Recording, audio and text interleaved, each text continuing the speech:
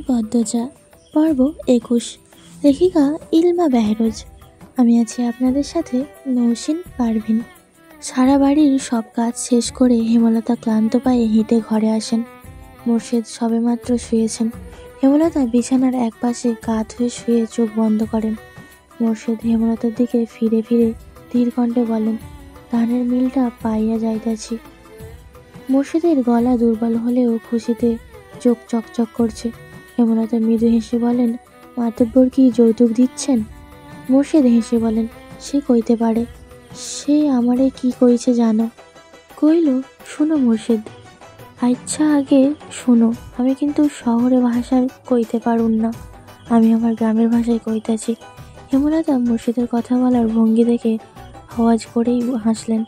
বললেন, আচ্ছা যেভাবে ইচ্ছে বলো। মোর্শেদ খ্যাক করে গলা পরিষ্কার করে বললেন, কইল, শোনো মোর্শেদ, তোমার এই মোড়ল বাড়ি হইতাছে একটা বিল, যে বিলে একটাই পদ্ম ফুল আছে। এই পদ্ম ফুলটার জন্যই এই বিলটা এত সুন্দর, আর আমি সেই পদ্ম ফুলটারে তুইলা নিয়ে যাইতাছি। এই বিলে পদ্ম ফুলটার চেয়ে দামি সুন্দর আর কিছু নাই, তাই আমার আর কিছু লাগবো না।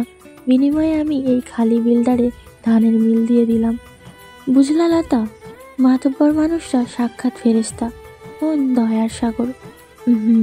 হেমলতা বললেন ছোট করে। পুনরায় বললেন, একটা কথা। মোর্শেদ জিজ্ঞাসু ইশারা করে ভ্রু উঁচিয়ে। হেমলতা উঠে বসেন। বলেন, লিখনকে মনে আছে? সে বিয়ের প্রস্তাব দিয়েছিল তোমাকে? মোর্শেদ লেশমাত্র অবাক হলেন না, দায়সারাভাবে বললেন, এতদিনে জানো না? আমি মনে করছি কবেই জানানো ফেলাইছ। আমি তো আর সব জানতা নই, আমাকে বলনি কেন? বইলা কি হইতো, ছেড়ি বিয়া দিতা, আর ছেঁড়ারা নায়ক, কত ছেড়ির লগে ঘষাঘষি করে, ছেড়িগুলাও নষ্টাদের সাথে চলে এই ছেঁড়াই। মুখ খারাপ করো না, ছেলেটার মধ্যে আমি তেমন কিছুই দেখিনি। তুমি আমাকে জানাতে পারতে, নিশ্চিন্তে ছেলেটা সুপাত্র। বর্তমান পরিস্থিতি স্বাভাবিক হলে সে মা বাবা নিয়ে আসলে আমি ফিরিয়ে দিতাম না। থাক এসব কথা, এখন বলেও লাভ নেই। কতজন মন স্থির আছে, পরিস্থিতি ভাগ্য সেখানে নিয়ে যাচ্ছে, সেখানেই গা ভাসিয়ে চলুক। ঘুমাও এখন, ভোরে উঠে গোলাপ ভাইয়ের বাড়িতে যাবা, কত কাজ বাকি। বাড়ির বড় মেয়ের বিয়ে কি সামান্য কথা? হেমলতা এ কথা বলতে বলতে অন্যদিকে ঘুরে শুয়ে পড়েন। কিছু সময়ের ব্যবধানে ঘুমিয়েও পড়লেন। সকাল থেকে পূর্ণার দেখা নেই। পদ্মজা পূর্ণাকে খুঁজে বাড়ির পিছনে আসে। পূর্ণা সিঁড়িঘাটে বসে উদাস হয়ে কি যেন ভাবছে। পদ্মজা পা টিপে টিপে হেঁটে আসে। পূর্ণা বোনের উপস্থিতি টের পায়নি। পদ্মজা পূর্ণার পাশে বসে, তবুও পূর্ণা টের পেল না। পদ্মজা পূর্ণাকে ধাক্কা দিল। পূর্ণা চমকে তাকালো, বুকে ফু দিয়ে বলল, ভয় পাইছি। উদাস হয়ে কি ভাবছিস? কিছু না। আবার ওইসব ভাবছিস? কতবার না করলে শুনবি বলতো? পূর্ণা নতজানু হয়ে রইল। ক্ষণকাল পার হওয়ার পর ভেজা কণ্ঠে বলল, নিজের ইচ্ছা মনে করে কষ্ট পেতে আমার ইচ্ছা করে না আপা, মনে পড়ে যায়। চেষ্টা তো করবি, আর ভুলতে হবে এমন তো কোনো কথা নেই। এছাড়া অমানুষ বলে তাদের শাস্তি তো পেয়েইছে। পূর্ণা চোখের জল মুছে আগ্রহ নিয়ে বলল, আম্মা তিনজনকে কি করে মারলো আপা? জানি না, জিজ্ঞাসা করবো আম্মাকে। পদ্মজা ভাবলো, এরপর বলল, করব, আজ না অন্য একদিন, বিয়ে করে তো চলেই যাব। পদ্মজা অভিমানী হয়ে তাকালো পূর্ণার দিকে, বলল, আর কি আসবে না? ফিরে যাত্রা আছে, আবার এমনিতেও আসবো কয়দিন পর পর। তাহলে কালাচাঁদের সাথে বিয়েটা সত্যিই হচ্ছে? তুই কি মিথ্যে ভাবছিস? পূর্ণা বিরক্তিতে কপাল কুঁচকে ফেলল, বলল, লিখন ভাইয়ের জন্য কষ্ট হচ্ছে। লিখন নামটা শুনে পদ্মজা অপ্রবৃত হয়ে উঠল। নিজেকে অপরাধী মনে হয়। তাই সে প্রসঙ্গ পাল্টাতে বলল, ওনাকে পছন্দ না তাই কালা বলিস, ঠিক আছে, কিন্তু চাঁদ কেন বলিস বুঝলাম না। পূর্ণা আর চোখে পদ্মজার দিকে তাকায়, এরপর যান্ত্রিক স্বরে বলল, পাতিলের তলায় মতো কালা হলে আমার চাঁদের মতো সুন্দর বোনকে বিয়ে করতেছে বলেই চাঁদের কালাচাঁদ ডাকছি, নয়তো কালা পাতিল ডাকতাম। আবার দরদ দেখিয়ে বলিও না, উনি তো এত কালা না। শ্যামলা। কথা শেষ করে পূর্ণার ঠোঁট বাঁকালো। পদ্মজা শব্দ করে হাসতে শুরু করলো। কিছুতেই হাসি থামছে না। পূর্ণা পদ্মজার দিকে এক দৃষ্টিতে তাকিয়ে থেকে বলল, তুমি খুব কঠিন আপা, খুব ধৈর্য তোমার, ঠিক আম্মার মতো। পদ্মজা হাসি থামিয়ে পূর্ণার দিকে তাকালো। সময়টা শুধু দুই বোনের।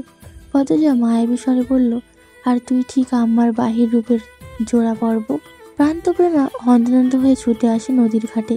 পদ্মজার উদ্দেশ্যে বলে, বড় আপা, দুলাভাই আসছে। আমির আসার খবর শুনেই বাড়ির পিছনের দরজা দিয়ে পদ্মজা নিজের ঘরে চলে গেল। এই লোকটা এত বেহায়া আর নির্লজ্জ। গতকাল সকাল বিকাল বাড়ির সামনে ঘুরঘুর করেছে, সেই খবর পদ্মজা পেয়েছে। আজ একেবারে বাড়িতে। বিয়ের তো আর মাত্র 3 দিন বাকি। এতটুকু সময় নিয়ে নিজেকে নিয়ন্ত্রণ করা কি সম্ভব নয়? পদ্মজা কপাল চাপড়ে বিড়বিড় করে, এ কার সাথে বিয়ে হচ্ছে আল্লাহ। উঠানে হেমলতা ছিলেন। বাড়ির ভেতরে ঢুকেই হেমলতা পা ছুঁয়ে সালাম করলো। এরপর নতজানু হয়ে বলল, কেমন আছেন আম্মা? হেমলতার চক্ষু চড়ক গাছ। আমিরের সাথে মগা এসেছে। মগার হাতে মাছের ব্যাগ, মাথায় ঝুড়ি, হাতে মশলাপাতির সাথে শাকসবজি। বিয়ের আগে এত বাজার, আবার আম্মাও ডাকা হচ্ছে। অপ্রত্যাশিত ব্যাপারে স্যাপার। হেমলতা ঢোক গিলে ব্যাপারটা হজম করে নেন। ধীরে সুস্থে বলেন, ভালো আছি। তুমি ভালো আছো? বাড়ির সবাই ভালো আছে? জি জি, সবাই ভালো। আমির মগাকে ইশারা করলো। মগা বারান্দায় মাছের ব্যাগ, মাথার ঝুড়ি রাখলো। হেমলতা আমিরকে বললেন, এসব বিয়ের আগে আনার কি দরকার ছিল, পাগল ছেলে। আমির হেসে ইতস্ততভাবে নতজানু অবস্থায় বলল, এমনি। যাও ঘরে গিয়ে বসো। আম্মা। হেমলতা চলে যেতে গেলে দাঁড়িয়ে পড়েন। আমির বলল, আম্মা ক্ষমা করবেন, সন্ধ্যার আগে বাড়ি ফিরতে হবে। কোনো দরকার কি ছিল? আসলে আম্মা, পদ্মজার সাথে একটু কথা ছিল। আমির উৎসুক করছে, খুব অস্থির। হাত পায়ে দিক ওদিক দাঁড়াচ্ছে, কিন্তু চোখ মাটিতে স্থির। হেমলতা আমিরকে ভালো করে পরখ করে নিয়ে বললেন, ঘরে আছে, নয়তো ঘাটে। অনুমতি পেয়ে ব্যস্ত পায়ে হেঁটে গেলেন আমির। হেমলতা আমিরের যাওয়ার পানে চেয়ে থেকে ভাবেন, ছেলেটার সাথে এখনও চোকাচুকি হয়নি, সবসময় মাথা নত করে রাখে। কিন্তু কথাবার্তার মনে হলো লাজুক নয় এই ছেলে। হয়তো গুরুজনদের সামনে মাথা নিচু করে রাখা ছেলেটার স্বভাব। হেমলতা মুচকি হেসে লাহারি ঘরের দিকে এগিয়ে যান। পদ্মজার ঘরের শেষ প্রান্তে বারান্দা আছে। বারান্দা পেরোলেই বাড়ির পিছনের দরজা। আমির আসছে শুনে ঘর আর বারান্দার মাঝ বরাবর দরজার পর্দা টাঙিয়ে দিল পদ্মজা। আমির ঘরের পাশে দাঁড়ালো। পদ্মজা বারান্দার এদিকে। পর্দার কাপড় পাতলা মসৃণ। আমির স্পষ্ট পদ্মজার অবয়ব দেখতে পাচ্ছে। তীর তীর করে বাতাস বইছে। সেই বাতাসে পদ্মজার কপালে ছড়িয়ে থাকা চুলগুলো উড়ছে অবাধ্য হয়ে। আমির ডাকলো, পদ্মজা। কেমন আছো? ভালো আছি। আপনি? ভালো। বেশ কিছুক্ষণ নীরবতা। পদ্মজা বলল, কি বলবেন বলুন। মায়াভরা চোখগুলো দেখার সৌভাগ্য কি হবে? আমিরের কণ্ঠে আকুতি, তৃষ্ণা। পদ্মজার অস্বস্তি হচ্ছে। বেহায়া মানুষ বড়ই বিপজ্জনক। সে পালানোর জন্য পা বাড়াতেই আমির হৈ হৈ করে উঠল, কসম লাগে পালাবেন না। পদ্মজা মাথার ওড়না টেনে নিয়ে বলল, দরকারি কথা থাকলে বলে চলে যান। তাড়িয়ে দিচ্ছ? ছি না, তোমার না দেখলে আজ আর প্রাণে বাঁচব না। রাতেই ইন্না লিল্লাহ। রসিকতা করবেন না, কাউকে না দেখে কেউ মরে না। পদ্মাবতীর রূপ যে পুরুষ একবার দেখে সে যদি বারবার না দেখার আগ্রহ দেখায়, তাহলে সে কোনো জাতেরই পুরুষ না। একবার দেখা দাও, কসম লাগে। বারবার কসম দিয়ে ঠিক করছেন না। আচ্ছা, কসম আর কসম দেব না, একবার দেখা দাও। পদ্মজা দুই ঠোঁটে হাঁ হয়ে গেল। কি বলে মানুষটা? কসম করেই বলছে আর কসম দেবে না? আমি ধৈর্যহারা হয়ে বলল, পদ্মাবতী, অনুরোধ রাখো। এভাবে বলবেন না, নিজেকে ছোট লাগে। পর্দা সরাবো? পদ্মজা ঘামছে, বাতাসে অস্বস্তি, নিঃশ্বাসে অস্বস্তি, তবুও সায় দিল। আমির পর্দা সরিয়ে খুব কাছে পদ্মজাকে দেখতে পেল। কালো রঙের সালোয়ার কামিজ পরা পদ্মাবতী, কপাল অবধি টেনে রাখা ঘোমটা। পদ্মজা চোখ তুলে তাকাতেই আমির বলল, জীবন ধন্য। পদ্মজা হাসি সামলাতে পারল না, অন্যদিকে মুখ ঘুরিয়ে হাসল। আমির বলল, এ মুখ প্রতিদিন ভোরে দেখব, আর প্রতিদিনই জীবন ধন্য হবে। এমন কপাল কয়জনের হয়? পদ্মজা কিছু বলল না। আমির আবেগে আপ্লুত হয়ে বলল, আমার ইচ্ছা হচ্ছে তোমার হাতে খুন হয়ে যায়। পদ্মজা চমকে উঠল, আশ্চর্য হয়ে বলল, আপনি পাগল? আমির কণ্ঠ খাদে নামিয়ে ফিসফিসিয়ে বলল, তোমার উপস্থিতি আমার নিঃশ্বাসের তীব্রতা কতটা বাড়িয়ে দিয়েছে টের পাচ্ছ? পদ্মজা দূরে সরে গেল।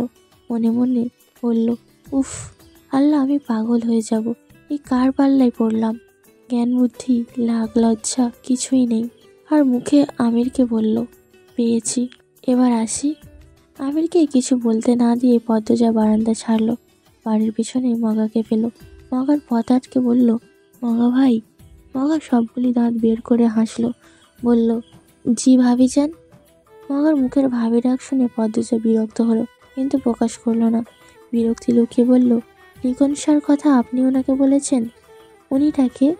আপনার আমির ভাই। জি ভাবিজান। মগার অকপট স্বীকারোক্তি।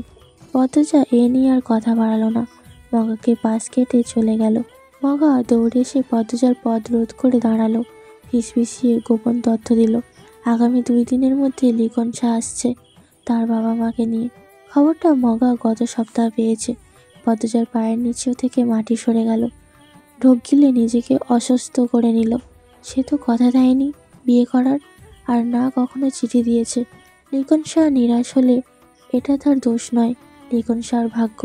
তবুও পদ্মজার খারাপ লাগছে, অপরাধী মনে হচ্ছে নিজেকে। জীবনে আবার কিছু কি ঘটতে চলেছে?